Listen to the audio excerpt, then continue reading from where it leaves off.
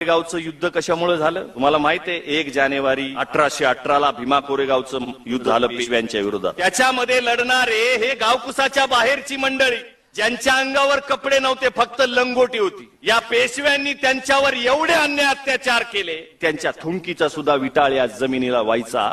अशा पद्धतीनं तो जमिनीला विटाळ होऊ नये म्हणून त्यांच्या गळ्यात मडकं बांधलं. जशी ही संघाची राजवट आहे ना, तशी तेव्हा पेशव्यांची राजवट होती, लक्षात ठेवा. आणि त्या पेशव्याच्या राजवटीमध्ये एवढ्या अन्याय अत्याचारामध्ये वाढ झाली, जे मी सांगितलं ना, की मंदिर प्रवेश, रोटी बंदी, बेटी बंदी, स्पर्श बंदी, या सगळ्या बंद्या पेशव्यांच्या काळामध्ये होत्या. या बंद्यांचं प्रमाण एवढं वाढलं की लोक आमची हताश झाली, मरायला टेकली. मेलेल्या जनावराचं मांस खाण्याची वेळ त्यांच्यावर.